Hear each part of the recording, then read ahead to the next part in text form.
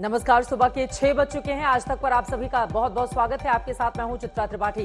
किसका होगा राज तिलक? 7 चरणों में हो रहे लोकसभा चुनाव में आज दूसरे दौर का इम्तिहान है। सुबह 7 बजे से 13 राज्यों और केंद्र शासित प्रदेशों की 18 सीटों पर वोटिंग शुरू हो जाएगी।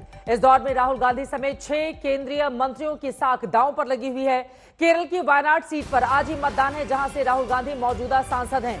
दूसरे दौर में जिन सीटों पर मतदान होगा उनमें सबसे ज्यादा 20 लोकसभा की सीट केरल की हैं, यानी कि सभी सीटों पर केरला में आज हो रही है वोटिंग।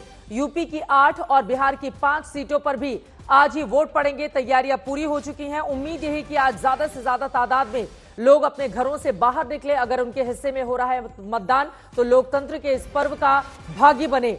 मैदान में लोकसभा अध्यक्ष, 5 केंद्रीय मंत्री, 2 पूर्व सीएम और 3 फिल्मी सितारे हैं। राजीव चंद्रशेखर केरला की तिरुअनंतपुरम से सामने हैं। शशि थरूर को चुनौती देने की कोशिश कर रहे हैं, तो गजेंद्र सिंह शेखावत जोधपुर से चुनावी मैदान में हैं। कैलाश चौधरी बाड़मेर से हैं। शोभा करंदाजे बेंगलुरु नॉर्थ से हैं। वीरेंद्र कुमार खट्टक टीकमगढ़ से हैं।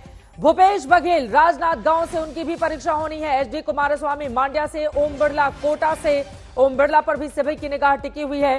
हेमा मालिनी मथुरा में हैट्रिक लगाने की तैयारी में है, तो अरुण गोविल मेरठ में खाता खोलने की, और सुरेश गोपी त्रिशूर से चुनावी मैदान में है। तैयारी है, उन्हें सजाया धजाया गया है।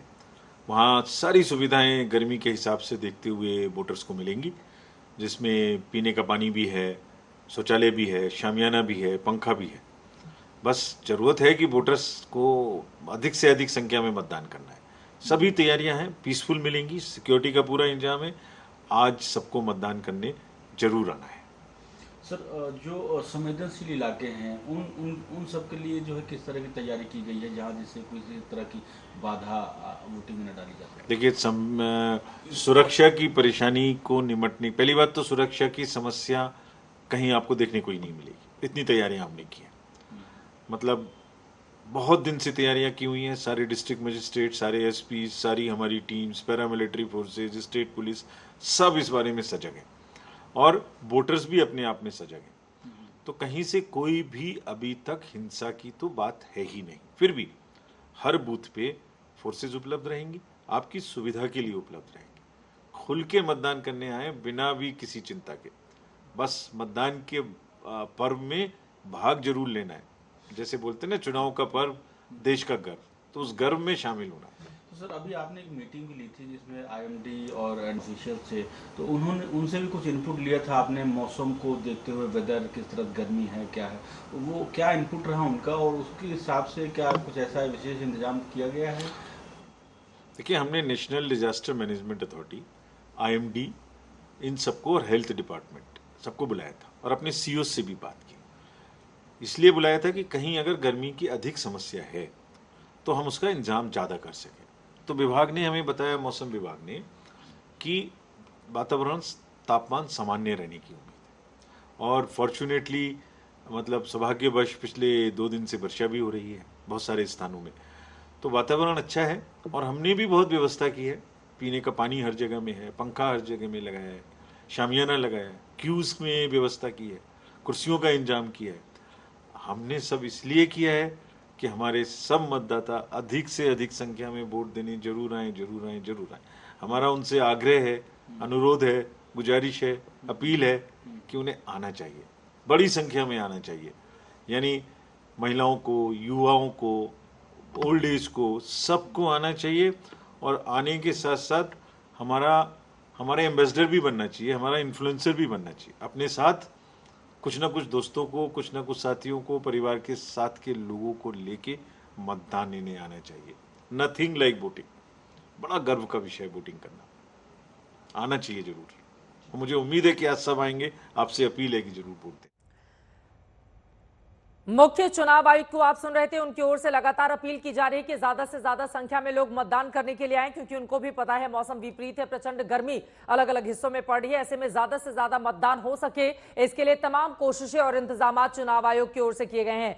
हमारे तमाम सहयोगी अलग अलग हिस्सों से हमारे साथ जुड़ चुके हैं। हमारे साथ कुमार अभिषेक मौजूद है मथुरा से, रोहित आपको दिखाई दे रहे हैं किशनगंज से, हमारे साथ कोटा से जुड़ चुके हैं हमारे संवाददाता शरद कुमार, और मौसमी वायनाड से जुड़ी हुई है। सबसे पहले मौसमी, आपका ही रुख करते हुए, क्योंकि केरला की की पूरी 20 सीटों पर आज मतदान होना है, जिसमें वायनाड पर सभी की निगाह टिकी हुई है। फिलहाल ये बताइए वहां पर इंतजाम क्या है, किस तरह का उत्साह उमंग देखने को मिल रहा है वायनाड में?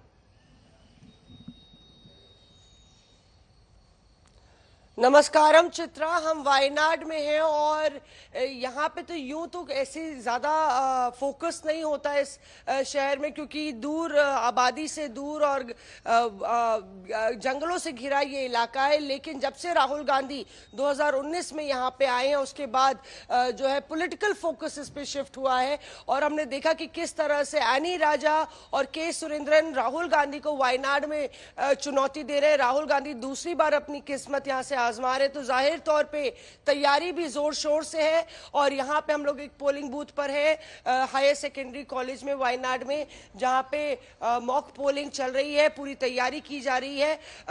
पिछली बार हमने देखा था कि राहुल गांधी 4,31,000 का उनका विक्ट्री मार्जिन था, तो देखना होगा लगभग 7 लाख से ज्यादा उनको वोट मिले थे और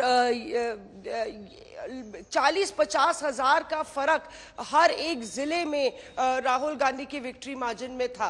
तो अपने आप में अब ये कहा जा रहा है कि बाहरी versus tourist visa versus permanent Wayanad visa की भी ये लड़ाई बताई जा रही है और बेहद दिलचस्प है, क्योंकि प्रियंका गांधी वाड्रा से लेके मल्लिकार्जुन खड़गे यहाँ पे राहुल गांधी के लिए वो कैंपेन कर चुके हैं। और आज जब ये भी कहा जा रहा है कि वायनाड की पोलिंग खत्म होगी तो अमेठी की का सियासी रण जो है वो एक तरीके से उसकी पारी की शुरुआत होगी।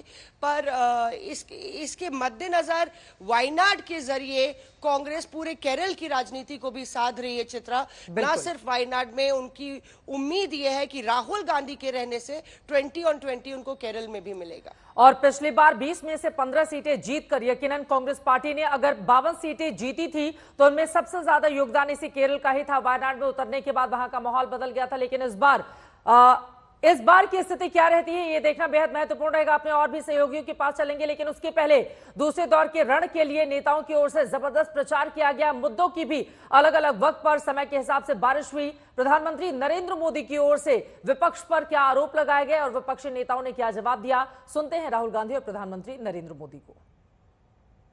कि मोदी बार बार पूछता है कि बताओ भाई, इतना बड़ा देश किसको सुपुर्द करें, नाम तो बताना चाहिए भाई। अब बिना नाम इतना बड़ा देश किसी को सुपुर्द कर सकते हो क्या? ये लोग नाम बताने को तैयार नहीं है। ये लोग तो बता दिए भाई मोदी है, बताओ आपको देना है तो ये मोदी है, दीजिए। कहा कि नहीं कहा? आपके सामने नाम है ना, दूसरी तरफ नाम ही नहीं है। इतना बड़ा देश किसको देना, इसका देश को पता होना चाहिए कि नहीं होना चाहिए। लेकिन अभी कुछ मीडिया रिपोर्ट में आया है कि मोदी बार बार पूछ रहा है कि भाई बताओ तुम्हारा नेता कौन, जिसको किसको सुपुर्द करे। तो बोलते हैं उन्होंने फॉर्मूला बनाई है, उन्होंने फॉर्मूला बनाई है कि कौन प्रधानमंत्री बनेगा। कहा जा रहा है कि ये लोग 1 ईयर 1 PM फॉर्मूला बना रहे हैं, यानी 1 साल 1 PM, दूसरे साल दूसरा PM, तीसरे साल तीसरा PM, चौथे साल चौथा PM, 5वें साल 5वां PM। जैसे ही मैंने एक्सरे का शब्द प्रयोग किया, मैंने सिर्फ यह कहा कि टेस्ट करते हैं अन्याय कितना है। सारे के सारे खड़े हो गए। देश को तोड़ने की कोशिश हो रही है, देश को बांटने की कोशिश हो रही है। एक्सरे से क्या बटेगा, कैसे बटेगा? एक्सरे से सिर्फ 90% को यह पता लगेगा कि उनकी भागीदारी कितनी है। अब सारे के सारे देशभक्तों को यह अच्छा लगना चाहिए। देशभक्त क्या चाहता है? देशभक्त देश में न्याय चाहता है। देशभक्त अन्याय थोड़ी जा सकता है। आप लिख लो, जाति जनगणना को कोई शक्ति नहीं रोक सकती है। जितना इसको रोका गया, उतनी तेजी से उतनी फोर्स से ये वापस आएगा। उनको बात समझ आ गई है कि हिंदुस्तान के इंस्टीट्यूशनल स्ट्रक्चर में, हिंदुस्तान की इकोनॉमी में, हिंदुस्तान के जुडिशरी में उनकी कोई जगह नहीं है और देश 90% उनका है। तो इसको रोका नहीं जा सकता है और जैसे ही हमारी सरकार आएगी